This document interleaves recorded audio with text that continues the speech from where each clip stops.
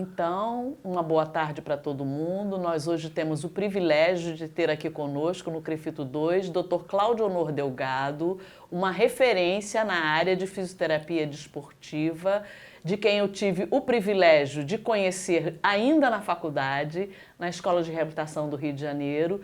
Dr. Cláudio Honor colou grau como fisioterapeuta na turma de 1976 e é uma alegria tê-lo conosco, doutor Cláudio Honor. Nós queremos agradecer e gostaríamos que você ficasse à vontade e que contasse um pouco para nós da sua trajetória profissional desde a faculdade. Desde a faculdade. Então, vou me esforçar. Trouxe até aqui um roteirinho para não esquecer de nada, que o meu compromisso aqui nesse depoimento é falar tudo que aconteceu. Ótimo, que bom. E não posso esquecer de nada. Pode começar. Bom, então você já deu início falando bem. Eu vim da Escola de Reabilitação do Rio de Janeiro, que funcionava dentro da BBR, que não existe mais. Passei lá no outro dia. Não passei não. Aí me mandaram a foto, já tinham demolido a nossa escola, demoliram, eu não sei o que é que vão fazer ali. Mas era uma escola, um hospital-escola, um hospital de reabilitação, que também era escola. Então, a gente, desde o primeiro ano, quando eu cheguei, primeiro dia de aula, veio o Fidelis. Fidelis era um piloto que tinha sobrevivido a uma queda de avião. Ele era todo queimado, ele só tinha os olhinhos, a boquinha, 2 furinhos assim. Eu não conseguia olhar para ele. Ele veio dar as boas-vindas à nossa turma. Então, desde o primeiro dia de aula, que a gente está ali em contato, né? Primeiro era o contato pessoal, contando de cada paciente, tinha uma história, tinha um outro que o viaduto aqui caiu e perdeu as 2 pernas, foi amputado lá no asfalto mesmo. Histórias assim, eu tinha momentos que eu saía de perto para chorar, porque eu sempre me coloquei no lugar do paciente e às vezes eu ficava muito abalado. Mas e só isso já era uma grande escola. Com certeza. Era um período, a gente vivia um período do empirismo, porque nós não tínhamos referências bibliográficas. Livro, que livro que a gente tinha? Raríssimo, né? Tinha livro de anatomia, de fisiologia, mas de fisioterapia mesmo era muito difícil, né? A gente não... eu tive uma certa vantagem aí nesse ponto. Tinha um amigo da turma, não sei se você conheceu, o APA. Eu não conhecia. O APA, eu procuro ele freneticamente, eu não consigo achar o APA, não sei nem se ele ainda está vivo, espero que sim, mas era um grande amigo, ele era um nordestino, abnegado, ele era técnico de enfermagem de hospital de emergência. Então eu ia para a biblioteca com ele e eu já falava inglês. Eu sempre achei que o inglês ia me ajudar em alguma coisa. Ele me ajudou muito, porque aí eu pegava muita revista, que lá na BBR nós tínhamos uma biblioteca maravilhosa com todas as revistas do mundo, né? Americanas, europeias, a gente tinha tudo ali.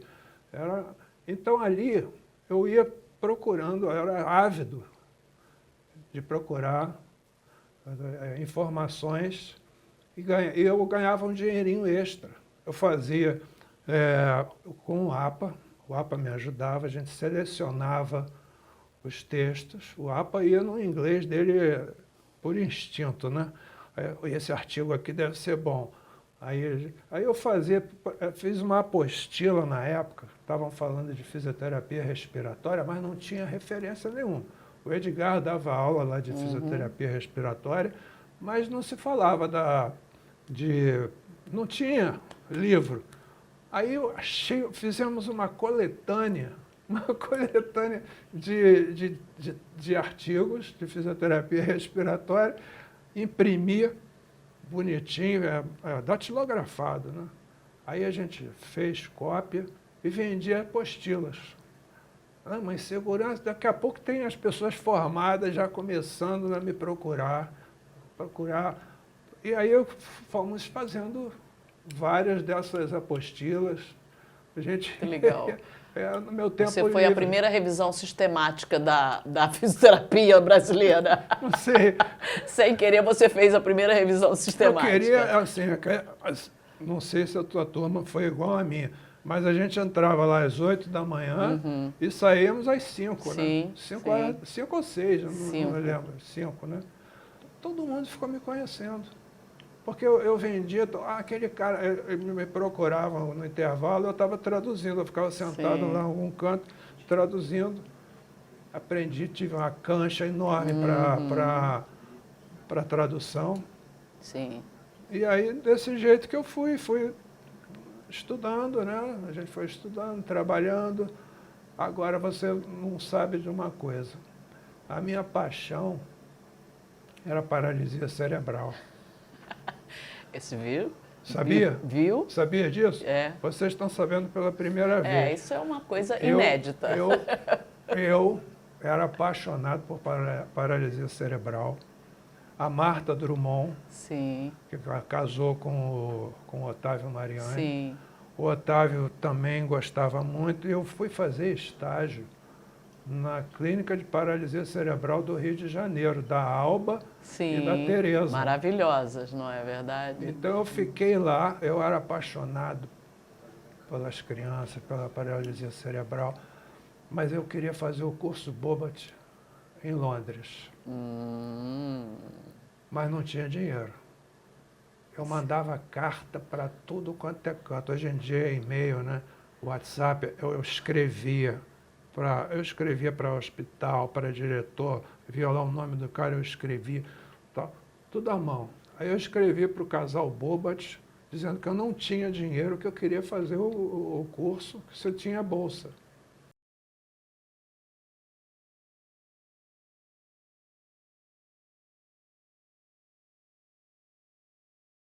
Sim.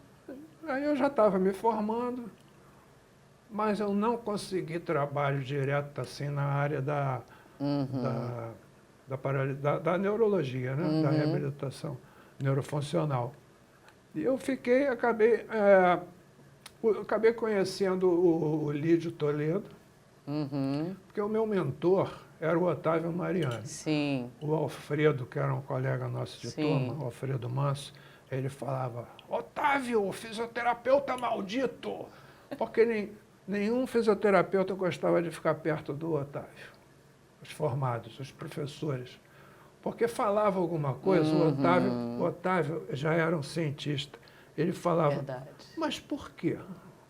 Mas por que você fez isso? Ele já estava procurando as evidências. E ele me inoculou o vírus da pesquisa. Que legal. Mas eu nunca consegui desenvolver muito, porque você não tinha... Eu queria estudar metodologia científica, não encontrava onde Exato. que eu ia me meter para conseguir. E a gente não tinha nem referencial, né? Assim, uma pessoa que você pudesse se referenciar. Não né? tinha. O Otávio já estava começando a fazer umas pesquisas, ajudando lá na UF.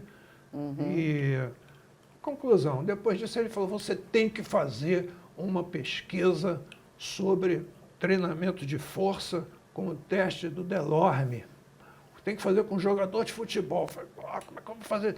Fala com o Lídio Toledo. Quem é o Lídio Toledo? Aquele cara ali. Fala com ele, vai lá no Botafogo. Aí eu meti a cara, eu ia... Vou fazer pesquisa com jogador profissional, né? Você vai lá, vamos conversar e tal. E o Lídio tinha um projeto, ele queria, na clínica dele, ele queria ter um mini ginásio, porque ele operava na BBR.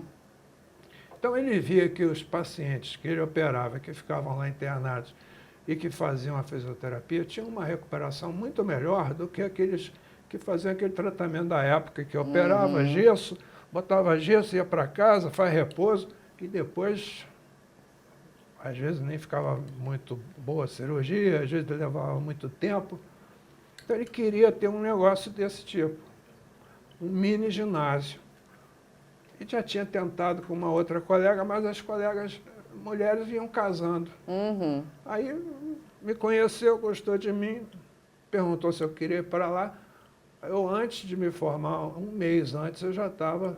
Eu não posso falar isso, que eu estou no conselho. Não pode, naquela eu época não tinha trabalhando legislação. um mês antes, eu já estava... Eu não tinha, né? Então estava valendo. Eu já estava trabalhando, atendendo, ganhando dinheirinho.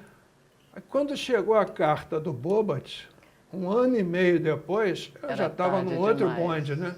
Eu já estava no bonde da ortopedia, aprendendo muito com vários ortopedistas da época. Conheci Nova Monteiro, conheci que detestava fisioterapeuta, mas me respeitava. Arnaldo Santiago, que era do Fluminense, também um nome, que era sócio do Lídio Toledo. E assim fui conhecendo vários, né, da época. E aí a gente estava querendo crescer, né? Então eu falava, doutor Lídio, tem um livro para eu ler sobre esse assunto? Ele trazia aqueles livros que ele tinha estudado, marcadinhos por ele. Você sabe, pegar um livro do Watson Jones, todo marcado. Com anotações de pé de página. O cara leu o livro inteiro, eu pensava, o cara leu esse livro, ele sabe tudo isso aqui, caramba, ele sabia mesmo. Então, aí ficam às vezes falando assim, porque o Lídio Toledo não gostava de fisioterapeutas. Ele foi o primeiro a incentivar. Exatamente. A primeira clínica de ortopedia do Rio de Janeiro a ter um serviço de fisioterapia foi a dele.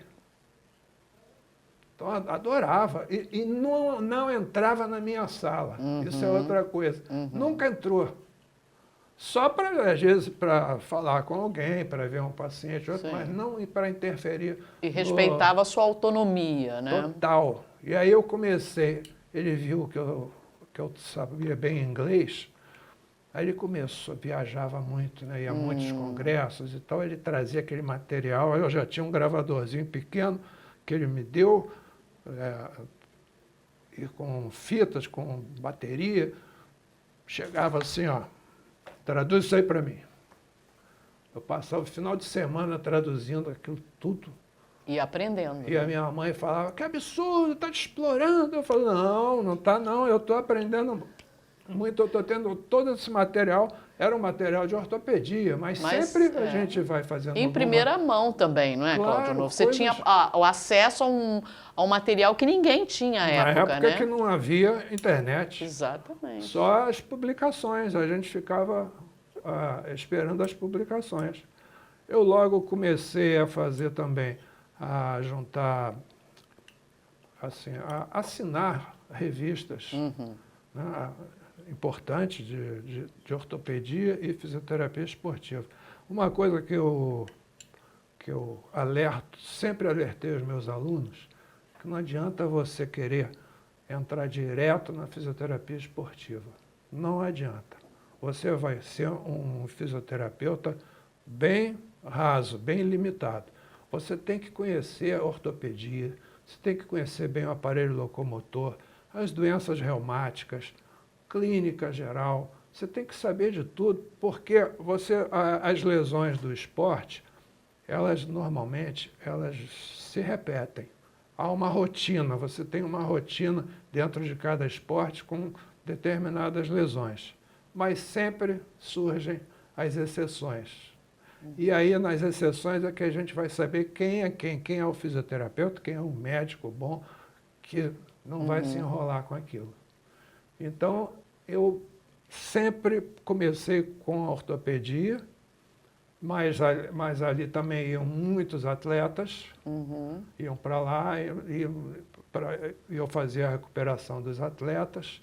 Logo com um ano de formado, tive um congresso em Curitiba. Você não quer falar de fisioterapia respiratória, não, esportiva? Vou. Aí eu preparei lá uma aula. Hoje em dia acho aquela aula uma porcaria, sabe? Quis falar de tudo, falta de experiência, mas todo mundo gostou, menos eu. Mas era assim, misturando, sempre a gente tem que ter a base, a ortopedia, né? Sim, muito bom. E aí você podia falar um pouco para a gente então você foi por esse caminho da fisioterapia ortopédica inicialmente, depois com os atletas. Contar um pouco para a gente da sua carreira docente e como é que você chegou na seleção e Conta. etc. Aí eu estava falando, eu comecei a ler muito essas revistas todas estrangeiras, né? Aí nós tivemos um caso, deixa eu dizer direitinho o ano, 1979, me formei em 76, 79. O Botafogo tinha um goleiro, ele é meu amigo no Facebook até hoje, chamado José Carlos Peçanha. Ele era o goleiro titular do Botafogo na época, conhecido como Pitbull, Nossa. ou Rottweiler, era o nome de um cachorro brabo desse. E esse cara bateu com um Fusca de frente com um caminhão. O fêmur dele acabou. O Lídio e o Nova Monteiro passaram um dia inteiro catando caquinho mesmo, juntando, montando um fêmur novamente. Esse cara ficou com uma placa, pegando a lateral do fêmur, com 24 parafusos. Você lembra de ter estudado pós-operatório imediato? Sim. Eu não estudei, mas eu não estudei isso. Ninguém falava, porque não havia fisioterapia hospitalar, não havia nada.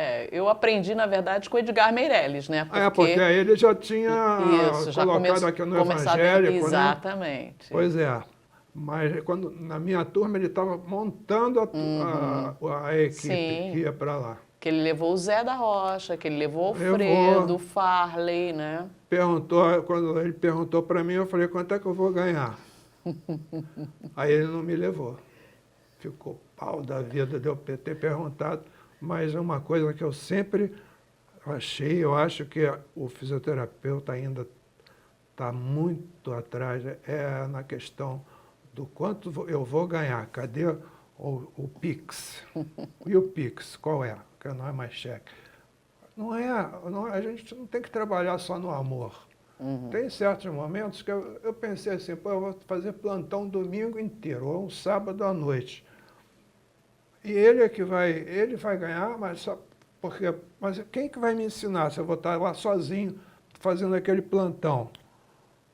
Então não é uma escola, é um trabalho. Né? Então eu perguntei respeitosamente, perguntei quanto é que eu ia ganhar.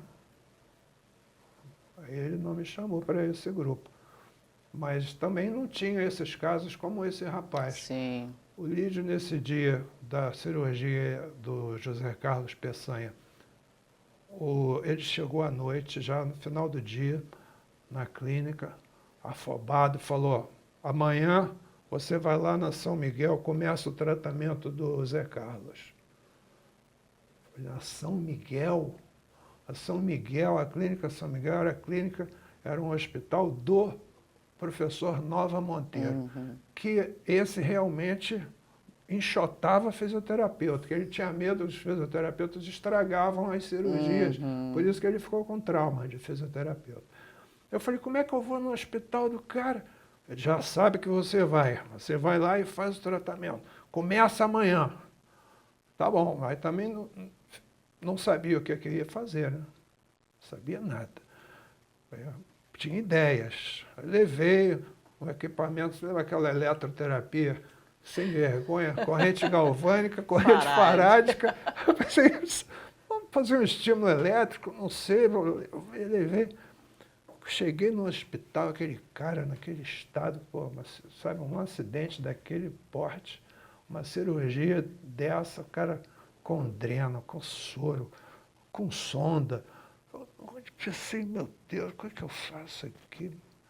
Aí vem a minha lembrança de ser atleta, que eu fui atleta do Botafogo. Fiz atletismo. Aqui em General Severiano, aqui. Então, o futebol profissional treinava na grama e nós e volta na pista. E eu sempre fiquei impressionado com o nível de treinamento dos goleiros, porque era muito pesado, sempre foi um treinamento que eu ficava com sol, chuva, lama, era um treinamento muito forte. Então eu usei isso a favor do Zé Carlos. Eu cheguei já batendo no peito dele. Desculpa que eu bati no... Eu bati no peito dele, meu chapa, acorda. Eu sou o fisioterapeuta que vai fazer você voltar a andar. Posso falar um palavrão que virou vírgula? Aqui? Não, né? Pode? É porra, porra. Aí eu falei, porra, levanta esta perna agora. Levanta a perna esticada. Vamos, levanta. O cara se tremeu todo. O condicionamento. Condicionamento mental e físico do cara. O cara... Muito bem. De novo. Na quinta eu falei, tá bom, tá bom. Morrendo de pena dele, né? Pensei, esse cara é raçudo pra caramba. Porque eu tinha perguntado antes, posso fazer movimento ativo se ele conseguir? Está tudo preso, está tudo fixado, não se preocupe com isso. Só não pode pisar. Claro. Ele nem sentar, sentava.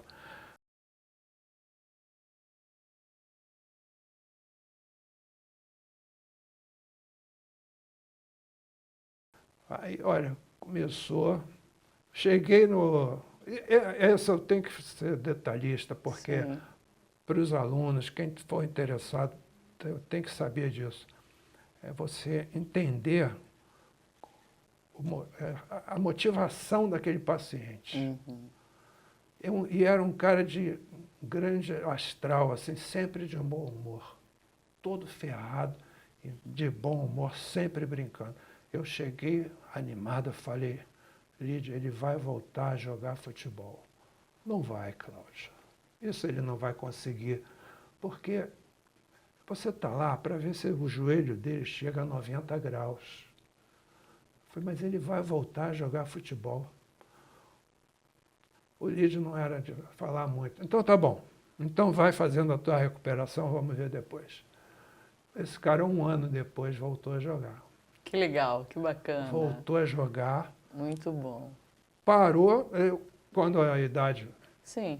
Depois ele foi ser treinador de goleiros, viajou o mundo, foi lá para o mundo árabe, fez o seu pé de meia e é meu amigo até hoje. Essa é uma história que me marcou e que me botou no caminho da pergunta que você me fez, que eu não esqueci, de começar a dar aulas e tal. Então, tinha um congresso na época, que era Congresso Internacional dos Ex-Alunos do Professor Nova Monteiro, porque ele tinha residentes que vinham de toda a parte do mundo. E eles faziam um congresso todo ano. Que legal. Mas era só ortopedista. Eu ia na aba do Lídio, porque eu ajudava o Lídio a preparar a aula, ficava lá vendo, torcendo por ele, e era aquele negócio, 15 minutos. Tinha uma luz amarela, uma verde, uma amarela e uma vermelha. Coisa do Nova Monteiro, sabe assim?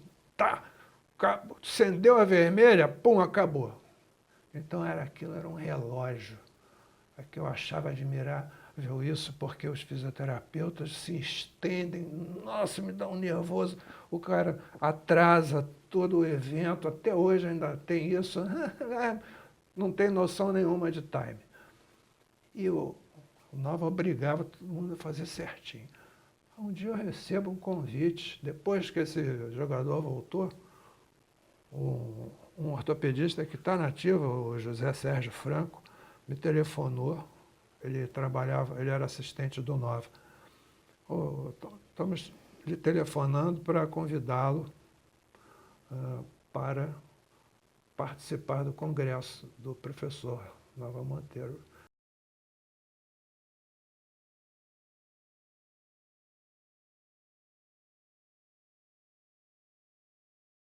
Eu fiquei assim meio constrangido. Eu falei, mas ô, Sérgio, eu acho que está havendo algum mal-entendido. Eu não sou ortopedista, eu sou fisioterapeuta. Eu sei, o professor sabe, por isso que ele está te chamando. Nossa, isso é um grande reconhecimento, conhecendo Nova como a gente conhecia, né? E a posição dele, né? Então lá fui eu, me preparei. Quando eu contei isso para o Lídio, Nova te convidou? Caramba!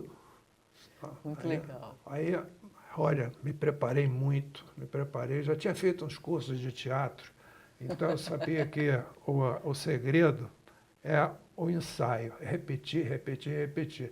Que você chega lá na hora, você não fica, mesmo se você estiver nervoso, você vai repetir aquilo que você já ensaiou. Então, olha, eu fui naquele dia, era no Copacabana Palace, quando eu cheguei na esquina, parecia que eu estava indo para o Cadafalso. Eu estava me sentindo assim, para uma terra de estranhos, um lugar que só tem médico, só ortopedista, eu sou o único fisioterapeuta. Mas correu tudo bem, foi ótimo. E a partir daí, todo congresso de ortopedia eu era convidado. E aí, você não quer dar aula na SUAM? O quê? Na SUAM, tem que atravessar o túnel. Eu era sempre comodista, sabe? Vários convites. Eu falei, mas, eu tenho que ir a Bom Sucesso. Não, obrigado e tal. Não era motivado assim para... Porque também eu trabalhava muito, trabalhava o dia inteiro, eram muitos casos ali, eu fazia, ele e a equipe eram de 3 a 6 cirurgias por dia. Nossa. E eu trabalhava muito. No pós-operatório. Pós-operatório era eu. Tudo era eu. Então eu trabalhava muito. Mas aí apareceu um convite para dar aula no curso de pós-graduação médica da PUC, no curso de especialização em medicina esportiva. Então lá fui eu começar a minha carreira de professor, dando aula para médicos. Também, assim, a gente pensa, legal. Não, mas é um sufoco. Quando eu cheguei aqui, eu não estava nervoso. Estava nervoso, eu estava tremendo, pessoal. Eu estava aqui, até hoje eu sou assim. Eu não dormia. Esse congresso aí do Nova Monteiro, eu fiquei semanas, maquinando, pensando tudo aquilo para falar 15 minutos. Depois, para preparar a aula para um curso de medicina esportiva, que era a cadeira de fisiatria. Mas não entende nada de fisioterapia esportiva, de medicina esportiva. Era um curso novo, sabe? Sim. Você que vai dar aula. Tá bom. Me preparei muito.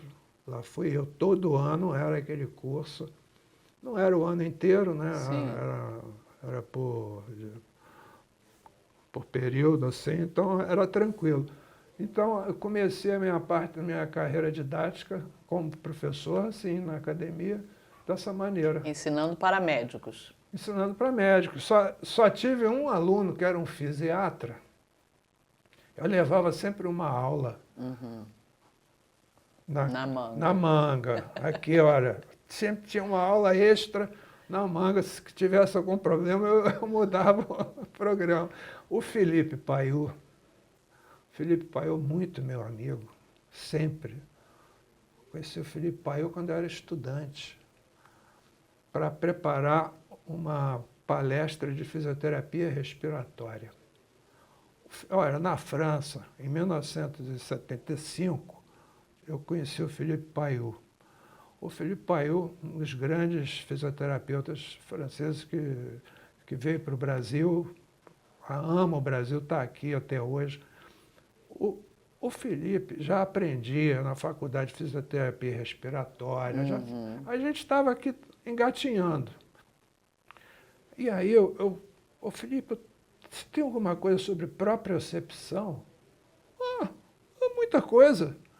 Me passou o material todo. Aí, nessa época, eu já estava falando francês também. Eu pensei, bom, tentei aprender alemão, na rede de alemão, você tá maluco, fiquei um semestre. Aí fui para o francês, tinha enciclopédia quirúrgica, né? Tinha a parte de fisioterapia, tinha muita coisa boa ali. Sim. Aí pensei, tudo nesse objetivo era a fisioterapia, não era nada demais. Eu queria aprender para conseguir ter acesso à informação. Sim. Que isso que é o mais importante para todos nós, sempre ter acesso à informação. Sim.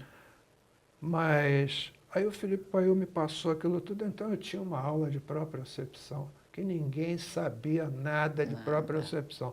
Só o Zé Roberto que falava nisso e eu. Aí teve um aluno que se meteu lá, como é que eu vou ter aula? Era um fisiatra.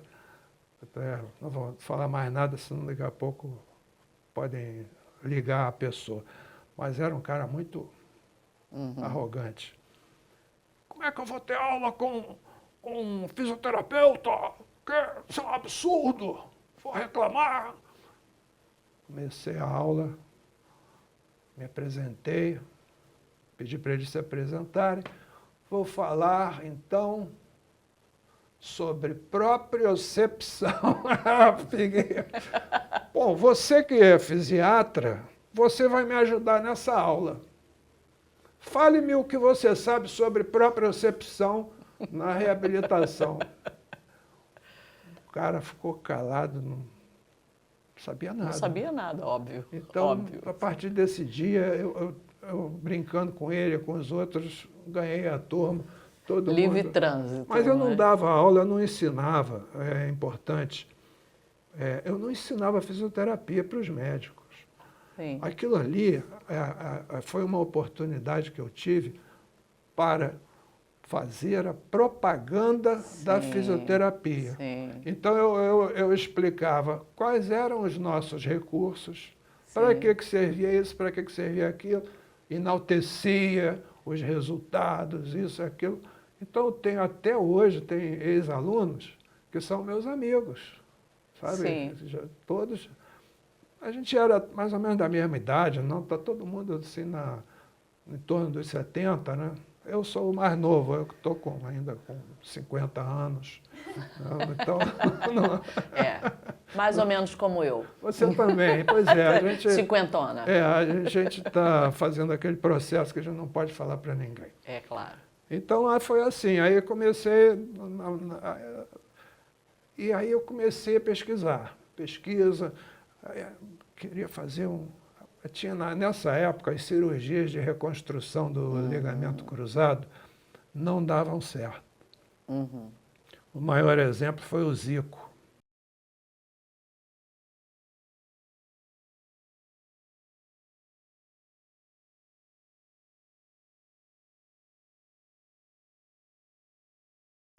O Zico teve aquela lesão de ligamento cruzado. A cirurgia que dava certo era uma mini reconstrução extra-articular, que eles mexiam na inserção da musculatura para fechar a gaveta, para deixar o joelho mais justo. Mas, com o tempo, isso aí durava 2 anos, essa cirurgia, de 2 a 4 anos. Depois voltava tudo ao normal. Ninguém se atrevia a fazer aquelas cirurgias intra-articulares que se faz hoje em dia, porque não dava certo. Mas por que não dava certo? Porque imobilizava. A técnica cirúrgica já era descrita pelos franceses, todas parecidas. Mas não dava certo porque a cirurgia ortopédica tinha que ser acompanhada de imobilização. E aí atrofiava tudo, atrofiava o enxerto. Então não dava certo. Então eu comecei a fazer um trabalho, que inclusive está aqui nesse congresso que eu fui, que eu já mostrei para você, você tem aí.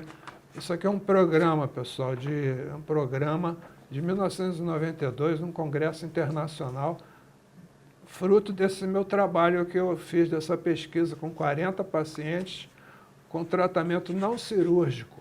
Porque o que acontecia? Não cirúrgico para lesões ligamentares, instabilidades ligamentares de joelho.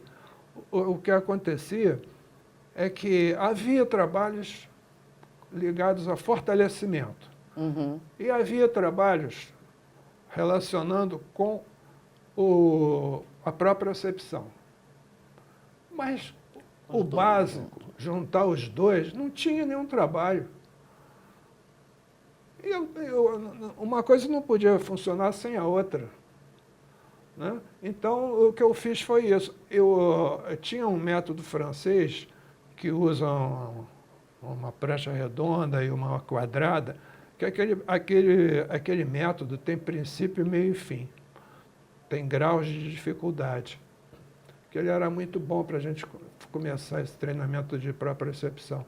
Eu fiz, preparei. Meu problema foi a estatística. Não tinha como estudar estatística, procurava. Mas aí eu fiz por percentual, que tinha muito trabalho na época, que era tudo por percentual e era aceito. Aí eu pensei, não, mas sabe que eu vou publicar no exterior? Esse trabalho está muito bom, acompanhei durante 2 anos. Então eu ficava mandando para revisão. Eu tinha um amigo lá, eu mandava tudo por carta. Eu preparava a carta, mandava o trabalho datilografado, o cara corrigia algumas coisas, dava sugestão para eu inserir outra e tal. E esse trabalho depois lá na revista, os organizadores desse congresso viram, gostaram, me chamaram para apresentar.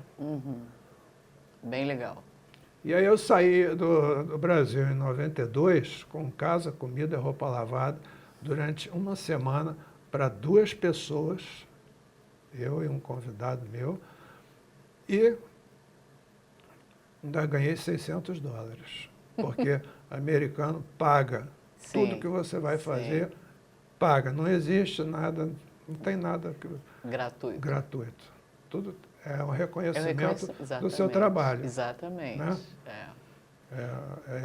Então, foi uma experiência maravilhosa, porque eu conheci todos os autores que eu estudava, os livros, os artigos deles, e conheci Jack Houston e outros aí. Foi por aí. Isso é muito interessante, Dr. Cláudio Honor, que você está relatando, porque um dos objetos desse programa de memórias da fisioterapia é justamente trazer para a nova geração que encontra uma situação muito cômoda na fisioterapia hoje, né? Hoje nós temos legislação, nós temos uma série de, digamos assim, benefícios e de apoios legais para o exercício da prática fisioterapêutica, mas você é um desses desbravadores de campos de atuação da fisioterapia. Então, assim, esse relato é muito importante, porque a sensação, às vezes, que temos é que para essa geração está tudo posto, está tudo pronto, é tudo muito fácil, não é? Quando, na verdade, a gente tem que reconhecer e honrar os colegas que foram desbravadores no seu campo de atuação, né? O relato que você traz é um relato que dignifica essa sua participação, porque você abriu muitos caminhos para uma coisa que hoje em dia pode parecer natural. Um fisioterapeuta que atue, por exemplo, num centro esportivo ou que atue com atletas de alta performance, olímpicos, não é? Esse é um caminho que foi construído a duras penas e é um esforço individual. Então, acho que é importante a gente destacar isso. Esse é um papel realmente assim, eu penso que essa geração, a sua geração, a minha geração, a geração dos que vieram antes de nós, ela tem esse papel que nós temos que reconhecer, de sermos desbravadores e de termos construído essa planta baixa da fisioterapia que a gente tem hoje, porque a fisioterapia brasileira, você sabe muito bem, você viajou, você foi à Copa do Mundo, se você for nos Jogos Olímpicos, já que a gente esteve aqui no Rio mesmo, né? Eu, por exemplo, fui voluntária, a gente vê o respeito que a fisioterapia brasileira tem no mundo inteiro. Mas isso é uma construção, isso não está dado. Não surgiu de graça. Isso é o produto do trabalho e da intervenção dos colegas. Então, acho que isso é muito importante que a gente chame a atenção da nova geração que vai estar nos ouvindo em algum momento sobre esse papel, né? É muito legal. Você me fez lembrar uma coisa que eu sempre falei também para todos os alunos. Porque como a gente veio dessa fase que geração sem lei, não tinha lei apoiando. Sim. Depois começaram as leis, aí a profissão foi reconhecida, teve a fundação dos conselhos, e aí a gente estava amparado legalmente. Mas eu sempre falei, e vale até hoje, na minha percepção, não adianta nada, a lei não adianta se você não se faz respeitar. A lei ajuda em certas situações muito graves, às vezes de desrespeito da profissão ao fisioterapeuta, elas vão ajudar bastante. Mas se você não se fizer respeitar no meio, se você escreve errado, se você tem erro de concordância, se você não se expressa bem, fala um português errado, não se apresenta vestido adequadamente, não precisa ser gravata, nada, não, mas roupa limpa, arrumadinha, e tenha uma postura de profissional, não adianta nada. Verdade. Aí ali você vai se fazendo respeitar. Exato. Entendeu? Os medíocres não vão te respeitar, nunca. O medíocre vai arrumar um jeito de te passar a perna. Mas os que interessam para nós, eles vão respeitar e vão dar a mão e vão ajudar e vão querer trabalhar junto, porque ninguém consegue trabalhar sozinho. Verdade. Não existe um médico que trabalhe sozinho sem a ajuda de um fisioterapeuta. Não existe um fisioterapeuta que vá trabalhar sozinho sem uma referência de um médico, sem uma opinião. Não adianta. Tem que ter. É essa ligação que eu queria acrescentar ao que você estava comentando. E agora eu queria que você falasse um pouco para a gente como foi essa aproximação com os atletas de alta performance, as competições, enfim. Isso também eu acho que é uma história muito importante, porque, de novo, parece que é senso comum que isso sempre existiu, né? Isso foi uma luta, isso foi uma batalha. Não existia. Eu falava com o Lídio assim, pô, mas se tivesse no clube e tal... Mas eu não... Sabe o que faltava? A gente acha que as coisas são tão simples. No futebol, vou falar sobre futebol, mas isso vale para a vida também. Nada é o que parece. Sempre tem muitas outras coisas por trás de tudo. Então, mas por que o clube não contrata? Por que a CBF não... Tem muita coisa em jogo, tem coisas que você depois, com o tempo que você vai entendendo como é que funciona esse mecanismo para você conseguir penetrar. Então, o Lídio começou a ver que dava muito certo, então mandava os atletas fazerem a recuperação comigo no consultório. E aí o Botafogo foi para Marechal Hermes. Eu já falei que eu não queria ir, é Bom Sucesso. Aí Marechal Hermes, ele falou, pô, você vai lá. Ó.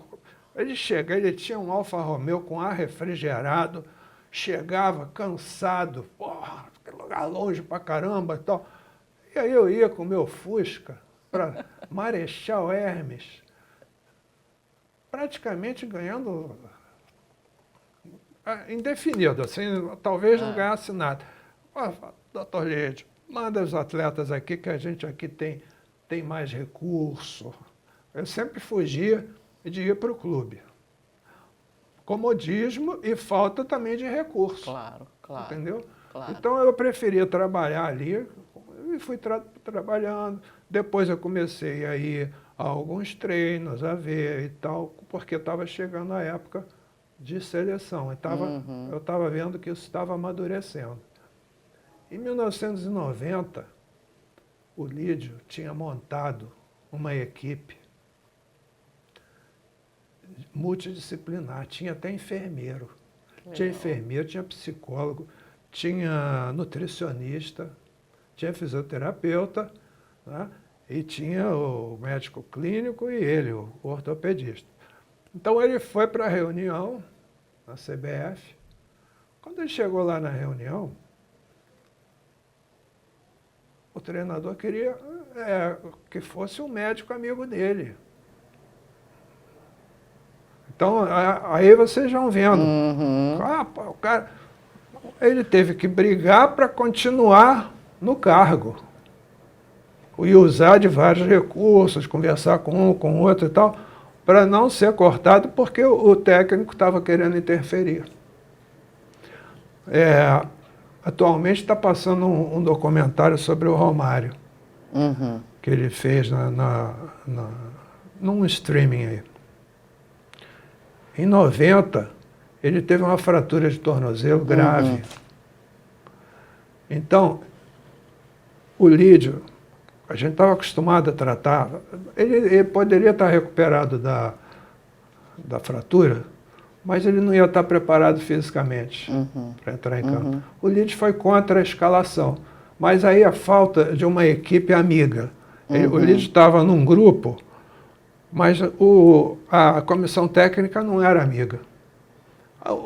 O técnico quis convocar o Romário, machucado. Mas o Lídio não conseguiu levar o fisioterapeuta. Entendeu? Aí chega lá, de repente ele vê o fisioterapeuta, que não era o fisioterapeuta da seleção, com o uniforme da seleção.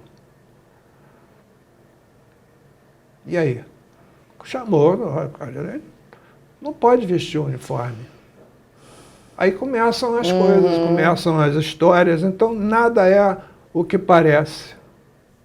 Aí depois, essa foi a Copa dos Erros, teve tanto erro, as coisas aconteceram de forma assim, o Lídio chegou a fazer a mala 2 vezes para voltar, para desistir, para abandonar.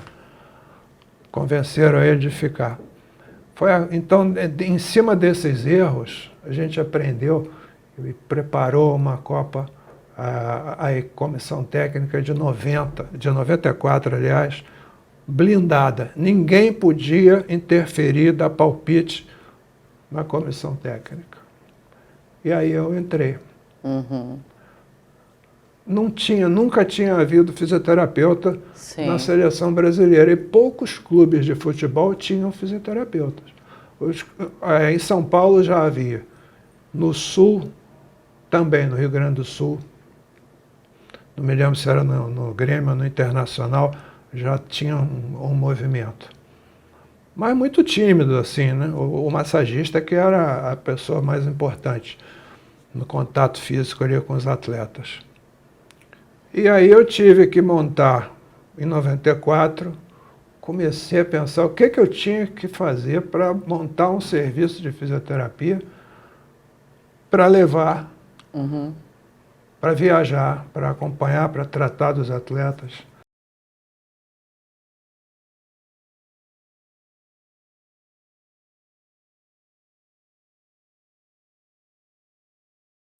Então, aí você já viu também que eu fiquei quanto tempo sem dormir. Razões inúmeras para a insônia. Nossa, eu pensava o tempo inteiro, era uma loucura, começou a dar problema de pele, sabe? Começa a dar, um começa estresse, a pipocar, o psicossomático. Porque a sua responsabilidade era muito grande. Era a primeira vez que tinha justamente. Um serviço de fisioterapia Isso disponibilizado para a CBF. Eu não podia errar. Com certeza. Eu não podia errar, porque a oportunidade que você tinha que chegar e fazer tudo certo, padrão, e dar tudo certo. E deu. E deu. Deu, mas deu trabalho. Passei por cada sufoco. Mas como eu te disse, eu acho que isso é muito importante, a gente lembrar essa trajetória, né? O que hoje é tão comum, não é? Ter um fisioterapeuta numa equipe olímpica, numa equipe paralímpica, tem 6 ou mais. Pois é. Na última Copa tinha 6 oficiais e mais não os sei quantos adjacentes, convidados, né? eram mais de 10, 12, 16, uma coisa assim. Mas essa trajetória teve um custo, não é, Mas Cláudio olha, Honor? eu vou te contar mais uma que é muito interessante. Então começou, eu preparei tudo, consegui. Lá a gente alugou equipamentos para fazer treinamento de força. Então eu tinha 2 salas. Eu Legal. tinha 2 salas e tinha 2 massagistas contra mim. Mas assim, numa coisa muito clara. Eu quando cheguei a sala da fisioterapia tinha uma intercomunicação com a sala da massagem, que também tinha a sala do médico. Aí eu falei, pô, que legal que aqui está tudo integrado, mas o massagista mais velho falou, Cláudio Honor, eu vou fechar essa porta aqui, porque nós não vamos ajudar você em nada. Você faz o seu serviço e nós aqui fazemos o nosso serviço. Cada um na sua. Eu falei, pô, legal, obrigado pela sua autenticidade, né? Tudo bem. Eu não ia pedir ajuda, eu só estava achando legal que a gente estava junto. Mas o clima era esse. Daí, o treinamento era muito forte, porque os jogos eram ao meio-dia, Nossa. no verão da Califórnia. Nossa. Então isso fez com que a gente treinasse meio-dia. E o nosso treinador, ele dava um treinamento muito pesado. Então eu tinha, por acaso na minha sala, tinha um quadro negro grande. Então eu fiz uma escala para atender, porque eu estava com 11 atletas em tratamento. 11. Sabe lá? Aí uma vez o administrador, até agora no velório do Zagallo, o administrador Cláudio Honor, eu sempre lembro daquele quadro negro, você com 11 atletas em tratamento, eu entrei lá, eu não sabia daquilo. 11 de 23 ou 24, né? Então, a gente fez uma reunião com o preparador físico, conversando, a gente vai entrar na Copa do Mundo sem atleta. A equipe vai estar toda desfalcada, tem que maneirar um pouco, né? Aí acertamos isso porque era um grupo de amigos. Sim, sim. O nosso grupo se chama Amigos para Sempre. A gente está sempre se falando, a gente estamos juntos em tudo. Foi um movimento muito bonito. Aí teve uma reunião de comissão técnica sobre o corte do branco, que era um lateral branco, todo mundo conhece, né? Ele estava com dor ciática e tal. Eu já tinha visto, eu já sabia mais ou menos o que era. E aí falaram, você não vai na reunião? Eu falei, é para eu participar também? Eu não sabia. Não sabia se participava de reunião. Não, era a primeira vez em tudo. Né? Aí eu fui na reunião e tal. Aí você vê a confiança que o fisioterapeuta passou para a equipe toda. Aí só a comissão técnica nessa reunião. Aí eu eu falei, mas vocês estão pensando em cortar o branco? Isso é uma lesão a síndrome do piriforme. Na época ninguém sabia o que era isso. É a síndrome do piriforme. E daí? Bom, a gente já fez a ressonância, está tudo normal, radiografia. Pela localização, pela palpação, é a síndrome do piriforme. E aí o Lídio perguntou, então, o que você faz? Se eu tiver 10 dias com ele, eu recupero. Aí o Parreira pensou, 10 dias?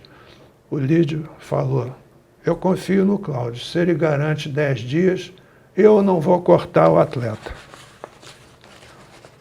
O Parreira pensou, chama o atleta então aqui para ele se comprometer. Aí começou outro inferno, porque veio, então, tudo bem, então vamos começar. Aí eles viajaram, a equipe toda viajou, nós ficamos sozinhos no hotel.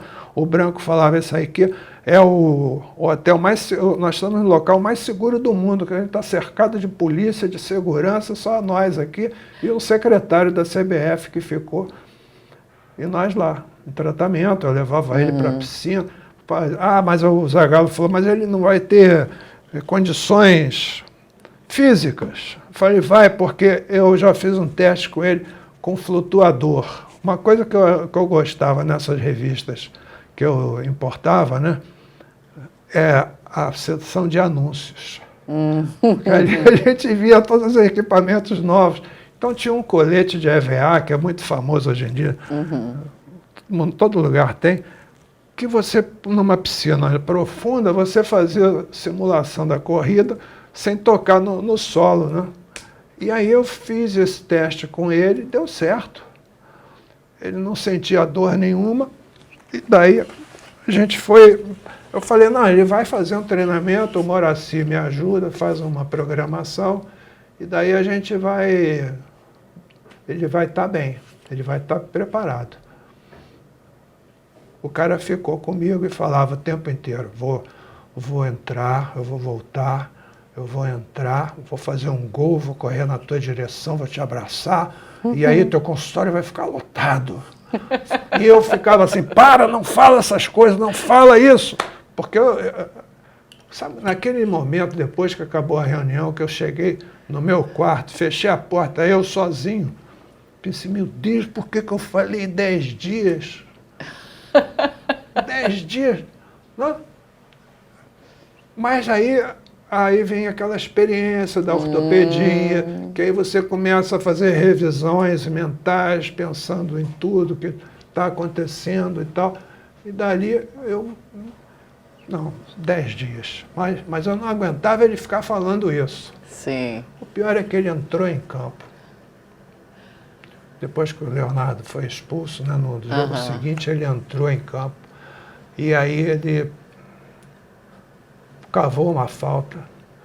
Eu tinha esquecido completamente dessa promessa.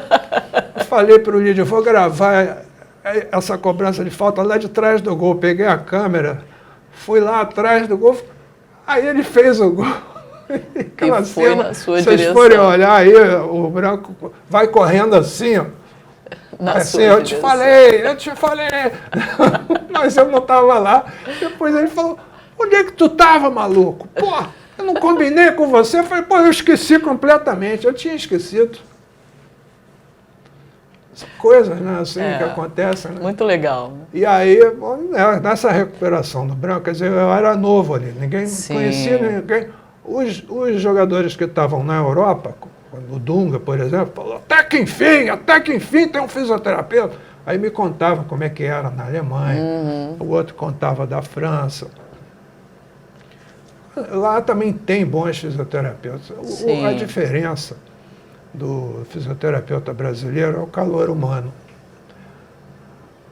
E uma outra coisa que acontece às vezes, o fisioterapeuta, às vezes ele fica de torcedor. Então, ele está tratando do ídolo. E aí o jogador manipula o cara, faz delegado de sapato. Às vezes ele se compromete de forma errada, ele vai se comprometer, às vezes, contra a comissão técnica, a favor do jogador. Então, tem uns detalhes assim de relacionamento humano muito delicados, né, nessa nuance aí. Mas eu sempre assumi o lado da comissão técnica, né, profissional. Eu sempre fiquei assim. Daí, quando 10 dias o Branco voltou, treinou, entrou voando em campo, que ele falava assim, olha, esse treinamento na piscina, isso aí cansa mais do que em campo, cansa muito. Olha, ele entrou ótimo, no ônibus, na volta. O jogador brinca muito, mas quando ele não te conhece, ele te respeita, mas não brinca. Mas chegou um momento nesse dia, todo mundo voltando alegre, vendo que ele estava bem. Aí tinha uma música da Barata da Vizinha, Tá na Minha Cama. Aí perguntaram para mim, e aí, Claudio, o que é que você vai fazer? Nesse momento, o treinador de goleiro que estava do meu lado, que eu já tinha tratado dele várias vezes, o Wendel, meu grande amigo Wendel, que descansa em paz, ele falou: Boleirão, tu entrou no grupo, agora você está no grupo. Que por legal. Causa Sim, por causa do envolvimento com a brincadeira, né? Que eles viram o resultado Sim, e passaram a muito confiar. legal, muito legal. Eu acho que essa sua participação também é importante a gente destacar que o Brasil foi campeão, ele foi tetracampeão nessa Copa do Mundo, não é?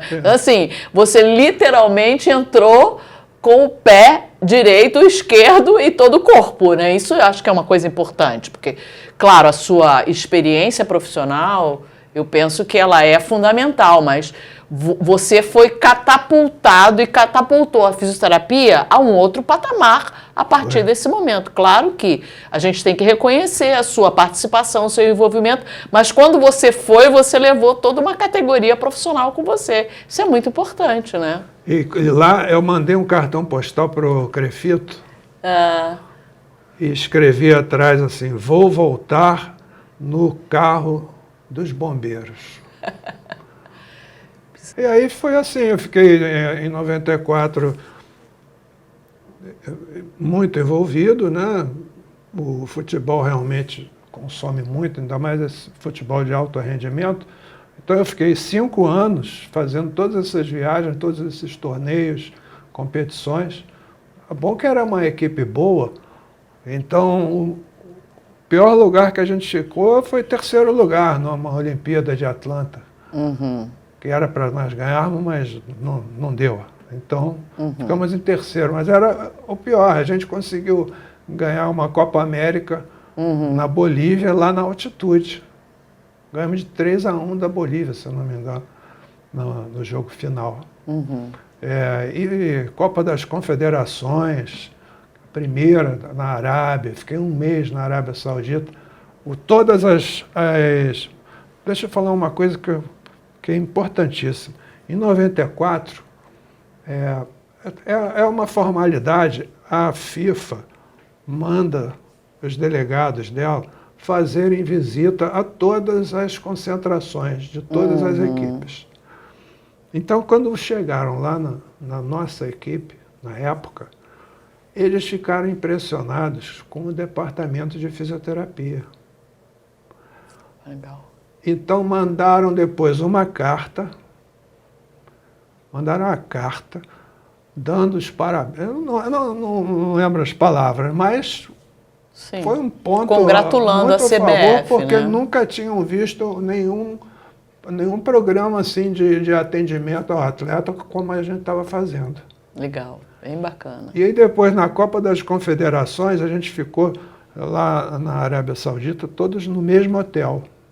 No nosso andar ficava a República Tcheca.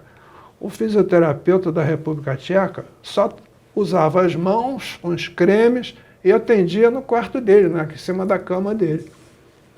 Nenhuma infraestrutura. Nenhuma. Né? Quando ele viu aquela infraestrutura, eu perguntei para o nosso supervisor, para o Américo, a equipe está aí, se eles precisarem, nem precisei terminar a frase, podem usar o seu departamento à vontade. Só não pode usar na frente dos nossos. Primeiro a gente atende os nossos. Aí eu coloquei à disposição, eles precisaram, usaram, e depois nós fizemos a final contra eles. Pois eu falei, agora eu vou trancar essa porta, vocês não entram mais aqui. Bem legal Mas isso. Isso aí é um lado, assim, que o Brasil faz. O maior embaixador do Brasil é o futebol. Sim. Porque você vê, assim, quando todas as equipes juntas ali, o brasileiro para todo mundo, faz foto. Tem equipe que os caras são, assim, muito refratários à população, não se aproximam. O brasileiro conquista todo mundo no hotel, todo mundo fica... Sabe, na França, quando nós perdemos, o nosso hotel ficou de luto. Nós chegamos do jogo, um respeito, assim. O francês também gosta muito do brasileiro, né? Mas, assim, em todo lugar que a gente passa, assim, passava e passa até hoje, acontece isso. Muito legal. Olha, uma vez eu estava indo para a China, fazer uma pós-graduação na China. Aí eu fui pela África do Sul. Eu pensei, vou levar uma foto aqui minha com o Romário, uns negócios aqui de futebol, que isso aqui pode... Abrir portas. Pode abrir, posso precisar.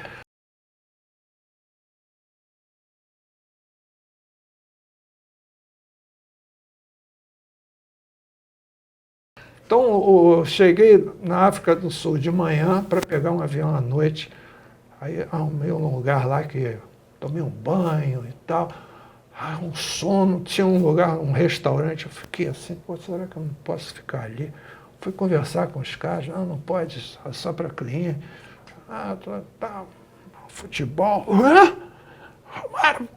Romário, o Parreira também, o Parreira estava lá de técnico. Fica à vontade. Trouxeram um lanche para mim, né? Assim, vai abrindo porta em todo lugar. Muito legal, verdade, verdade. Bom, então, eu acho que é muito bom a gente poder ouvir essa experiência do Dr. Cláudio Honor, nos contando tantas coisas importantes, essa construção maravilhosa para a fisioterapia brasileira. Eu queria, então, que você proferisse suas palavras finais. O que você gostaria ainda de nos dizer, de nos contar, enfim. Então, depois de 98, quando eu saí da seleção brasileira, eu me dediquei ao ensino. Aí, lá no IBMR, criaram uma disciplina de fisioterapia esportiva. Nesse período de 94 a 98, praticamente todos os clubes de futebol brasileiros, mesmo segunda, terceira divisão, passaram a ter um fisioterapeuta. Muito bacana. Mesmo se não tivesse ganhando nada, mas tinha um fisioterapeuta atuando.